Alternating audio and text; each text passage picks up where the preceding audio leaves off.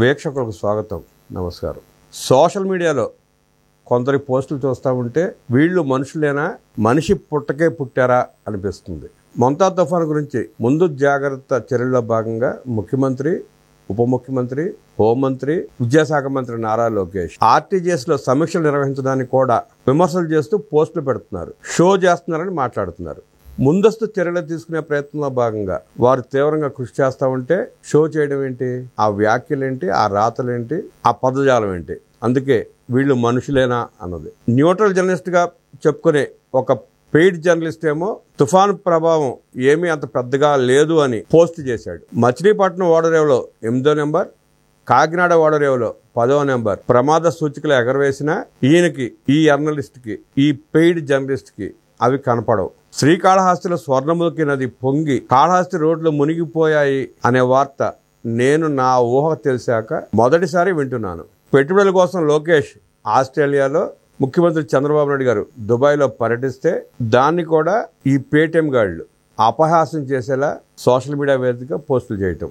వారిద్దరూ విదేశాల్లో ఉండి కూడా ముంతా తుఫాన్ మీద రివ్యూ మీటింగ్లు పెడుతూ అధికారులను అప్రమత్తం చేస్తూ ప్రజలను జాగ్రత్తగా ఉండమని చెప్పడానికి కూడా ఈ పేటీఎం గాళ్ళు ఇష్టం వచ్చినట్టు సోషల్ మీడియా వేదికగా ప్రచారం చేయడం హాస్యాస్పదం. హోంమంత్రి వంగలపూడి అనిత గారు 3 రోజులుగా రివ్యూలు చేస్తూ అధికారులను అప్రమత్తం చేస్తూ ప్రజలు అప్రమత్తం చేస్తూ ఎలా పనిచేస్తున్నారో చూస్తున్నాం. గతంలో హోమ్ మినిస్టర్ పేరు కూడా ఈ రోజు కూడా గుర్తులేదు. కనీసం ఆ వైఎస్ఆర్ కాంగ్రెస్ పార్టీలో ఉన్న నాయకులకు కానీ, ఆ పేటీఎం గాళ్ళకి కానీ హోమ్ మినిస్టర్ గా పనిచేసిన వారు ఎవరో కూడా తెలియదు. తీర ప్రాంత ప్రజాప్రతినిధులు, పార్టీ నాయకులు, కూటమి కార్యకర్తలు ఎవరికి తోచిన పనులు వాళ్ళు చేస్తున్నారు.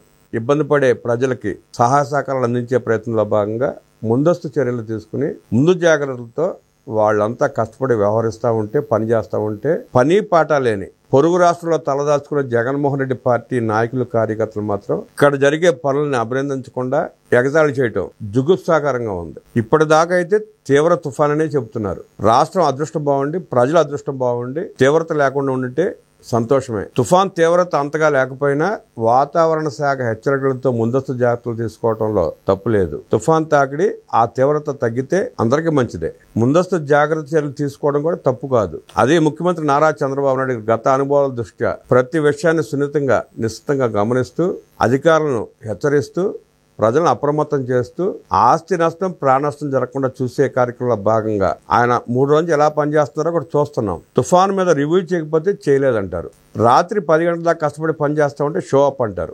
మీ లీడర్, మీ సైకో జగన్మోహన్ రెడ్డి ఓడిపోయాడని మీకు కడుపు మంట ఉంటే ఉండవు. కానీ తుఫాను వల్ల ఇబ్బంది పడే ప్రజల్లో కూడా కొంతమంది అయినా మీకు ఓట్లు వేశారన్న జ్ఞానాన్ని మీరు కోల్పోయి అపహాస్యం చేయటం, ఎగతాళి చేయటం, ప్రభుత్వం చేపడుతున్న చర్యల్ని విమర్శించడం మీ అజ్ఞానాన్ని, మీ దిగజారుడుతనాన్ని, మీ దిక్కుమాలిన నైజాన్ని బయటపెడుతుంది. కూటమి ప్రభుత్వం చేసే మంచి పనులు కూడా మీరు ద్వేషిస్తూ ఉంటే, మీ కడుపు మంటతో ఇష్టానురీతిగా వ్యాఖ్యలు చేస్తూ ఉంటే, పోస్టులు పెడతా ఉంటే, మీరు కనీసం మనుషులం అనిపించుకోవడానికి కూడా అర్హత ఉండదు. ముంతా తుఫాన్ నుండి అతి తక్కువ నష్టంతో ఆంధ్రప్రదేశ్, ఒడిశా, తెలంగాణ రాష్ట్రాల ప్రజలు బయటపడాలని కోరుకుంటూ, అందరూ బాగుండాలని ఆశిస్తూ, అందులో మనం కూడా ఉండాలని కోరుకుంటూ, సైకో పార్టీ పేటీఎం గాళ్ళు మీరు కూడా మా రాష్ట్రంలో భాగం కాబట్టి మీకు కూడా ఎలాంటి నష్టం జరగకూడదని ఆశిస్తూ, ఇకనైనా మంచి చేసే కార్యక్రమాలని మెచ్చుకుంటూ, ఏమైనా లోపాలుంటే ఎత్తు చూపించాలి కానీ ఇష్టం వచ్చినట్టు మంచి కార్యక్రమాలను కూడా